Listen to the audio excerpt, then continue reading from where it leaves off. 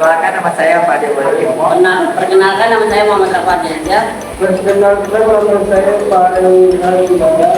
Kami dari kelompok 2 kelas 10 Emayabika akan membahas tentang strategi dakwah periode Madinah. Nah, teman-teman tahu nggak sih apa yang akan kita bahas pada materi kali ini? Yuk simak penjelasannya.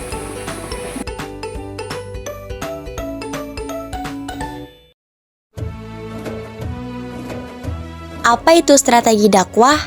Strategi dakwah dapat diartikan sebagai proses menentukan cara dan daya upaya untuk menghadapi sasaran dakwah dalam situasi dan kondisi tertentu, guna mencapai tujuan dakwah secara optimal. Nah, materi yang akan kita bahas yaitu tentang mendirikan masjid, membuat ikatan persaudaraan, beserta perang-perang meliputi perang Badar, perang Uhud, perang Khandak, latar belakang dari perjanjian Hudaybiyah, proses menuju tercapainya perjanjian Hudaybiyah, Nabi mengutus Utsman bin Affan, isi perjanjian Hudaybiyah, sikap Nabi terhadap perjanjian Hudaybiyah, perang Khaybar, dan yang terakhir perang Mu'tah. Strategi yang pertama yaitu mendirikan masjid.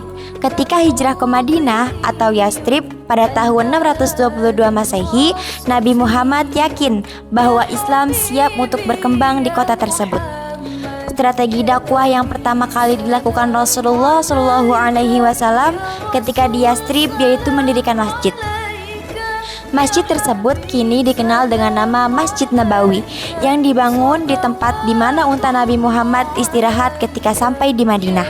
Tempat istirahat unta Nabi tersebut merupakan tanah yang dimiliki oleh dua anak yatim, yakni Sahal dan Suhail, yang diasuh oleh Mu'ad bin Afrah. Tanah tersebut kemudian dibeli Nabi Muhammad dengan dibayar oleh salah satu sahabatnya yang kaya.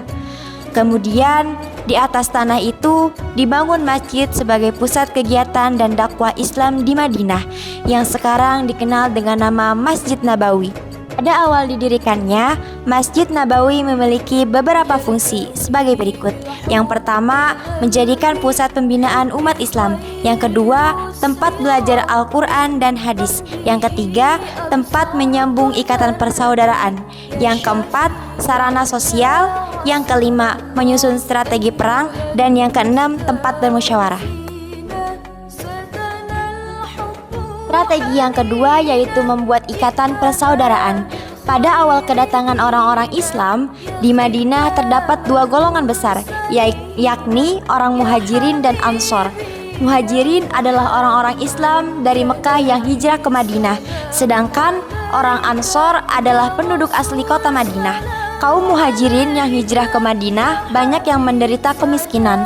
Hal itu disebabkan harta dan kekayaan mereka ditinggal seluruhnya di Mekah. Guna mengatasi hal itu, strategi Nabi Muhammad dalam berdakwah adalah dengan membuat kebijakan dengan mempersaudarakan kaum Muhajirin dan Ansor. Bentuk kepedulian kaum Ansor kepada kaum Muhajirin mencakup segala persoalan kehidupan sehari-hari. Misalnya dalam hal-hal sebagai berikut. Yang pertama, menyediakan rumah tempat tinggal. Yang kedua, memberikan sandang pangan. Yang ketiga, mencarikan dan menyediakan pekerjaan. Yang keempat, membuka kemudahan mencari modal usaha. Yang kelima, membagi tanah pertanian untuk bertani. Yang keenam, membimbing cara bertani. Yang ketujuh, menyediakan lahan untuk membangun rumah. Dan yang kedelapan, mencari jodoh. Adapun bagi masyarakat non-muslim, diikat dengan peraturan yang tertuang dalam Piagam Madinah. Piagam Madinah yang dibuat pada tahun kedua Hijriah atau tahun 623 Masehi merupakan hasil musyawarah untuk menata masyarakat muslim dan non-muslim.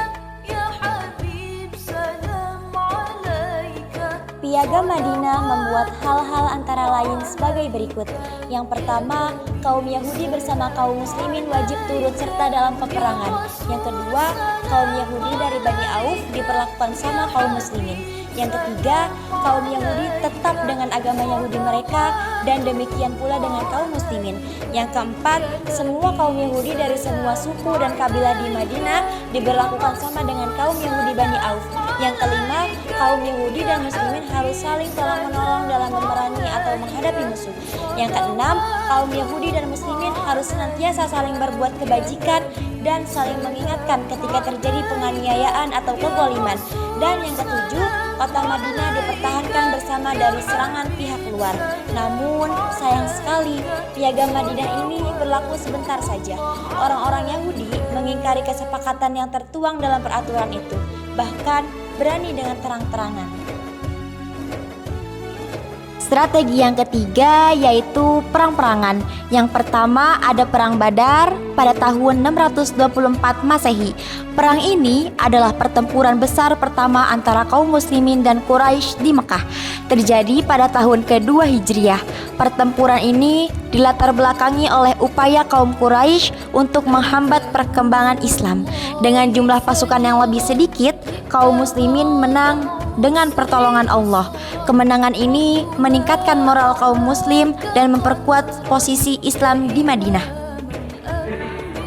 Nah, seperti yang sudah dijelaskan oleh Tiara tadi, saya akan menjelaskan perang selanjutnya yaitu Perang Uhud sampai latar belakang Perjanjian Hudaibiyah. Perang Uhud 625 Masehi. Setahun setelah Perang Badar, Quraisy berupaya membalas kekalahan mereka di Perang Uhud. Dalam pertempuran ini, kaum muslimin mengalami kekalahan setelah sebagian pasukan memutuskan meninggalkan posisi strategis. Meskipun kekalahan Perang Uhud mengajarkan umat Islam tentang pentingnya disiplin dan ketaatan kepada pemimpin. Perang Khandak 627 Masehi. Dikenal juga sebagai Perang Ahzab. Perang ini terjadi ketika aliansi berbagai suku Arab dan Yahudi mengepung Madinah. Kaum muslimin atas saran Salman Al-Farisi menggali parit Khandak di sekitar kota sebagai pertahanan. Strategi ini berhasil mencegah musuh masuk ke Madinah dan akhirnya aliansi tersebut bubar setelah beberapa minggu pengepungan. Latar belakang Perjanjian Hudaibiyah terjadi pada tahun 628 Masehi 6 Hijriah ketika Nabi Muhammad SAW bersama sekitar 1.400 kaum muslimin dari Madinah berangkat menuju ke Makkah dengan tujuan melaksanakan ibadah umroh. Mereka tidak bermaksud untuk berperang, melainkan untuk berziarah ke Ka'bah. Namun, kaum Quraisy merasa khawatir dengan kedatangan kaum muslimin ke Makkah karena mereka masih menganggap umat Islam sebagai ancaman, meskipun tidak ada tanda-tanda bahwa kaum muslimin berniat melakukan penyerangan. Kaum Quraisy Mekah bersikeras melarang kaum muslimin memasuki kota Mekah untuk melakukan umrah. Meskipun Nabi Muhammad telah menunjukkan niat damai, ketegangan meningkat antara kedua pihak, sehingga dibutuhkan solusi yang diplomatis untuk menghindari konflik yang sangat besar. Dan saya akan menjelaskan tentang proses menuju tercapainya Perjanjian Hudaibiyah sampai isi Perjanjian Hudaibiyah. Menuju tercapainya Perjanjian Hudaibiyah pada tahun 628 Masehi, Nabi Muhammad SAW bersama 1.400 kaum muslimin berangkat dari Madinah menuju Mekah untuk melaksanakan umrah. Namun Quraisy melarang mereka memasuki Mekah. Nabi Muhammad mengirim Utsman bin Affan untuk bernegosiasi, tetapi tersebar kabar bahwa Utsman dibunuh. Nabi kemudian mengambil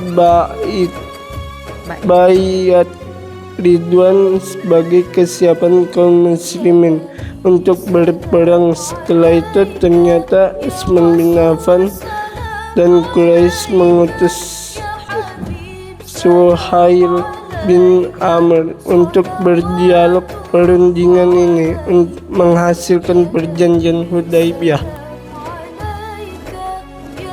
Mengutus Utsman bin Affan. Nabi Muhammad mengutus Utsman bin Affan untuk berunding dengan Quraisy karena Utsman memiliki hubungan baik dengan mereka. Ia diutus untuk menjelaskan bahwa kaum muslimin hanya berminat melakukan umrah, bukan berperang. Utsman sempat ditahan sementara di Mekah, dan isu tentang kematiannya hampir memicu peperangan. Namun Utsman kembali dengan selamat setelah negosiasi berlangsung. Perjanjian Hudaybiyah. Kaum muslimin tidak diperbolehkan melakukan umrah tahun itu, namun dapat melaksanakannya tahun depan dengan tinggal di Mekah selama 3 hari. Gencatan senjata selama 10 tahun antara Quraisy dan kaum muslimin. Jika ada orang Quraisy yang bergabung dengan kaum muslimin tanpa izin, dia harus dikembalikan ke Quraisy. Suku-suku Arab bebas untuk memilih bergabung dengan Quraisy atau kaum muslimin. Oke, di sini saya akan menjelaskan sikap Nabi terhadap perjanjian Hudaybiyah sampai ke perang Mu'tah. Meskipun beberapa sahabat kecewa dengan isi perjanjian, Nabi Muhammad menunjukkan sikap sabar dan bijaksana.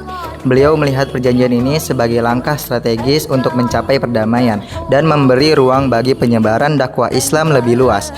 Kesabaran Nabi membuahkan hasil karena perjanjian ini akhirnya membuka jalan bagi penaklukan Mekah secara damai 2 tahun kemudian.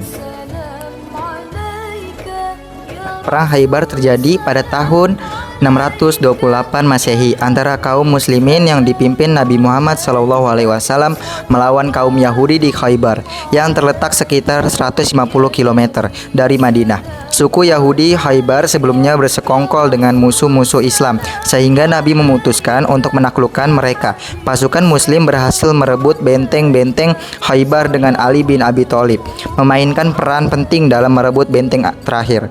Khaybar akhirnya ditundukkan dan penduduk setuju untuk membayar jizyah sebagai bentuk perjanjian damai. Perang Mu'tah terjadi pada tahun 629 Masehi antara pasukan muslim berjumlah 3.000 orang melawan pasukan Romawi, Bizantium dan sekutunya yang mencapai 200.000. Latar belakang perang ini adalah terbunuhnya utusan Nabi oleh penguasa Busra. Pasukan muslim dipimpin oleh Zaid bin Haritsah, Ja'far bin Abi Thalib, dan Abdullah bin Rawahah yang semuanya gugur. Khalid bin Walid kemudian mengambil alih komando dan berhasil menyelamatkan pasukan muslim melalui penarikan strategis.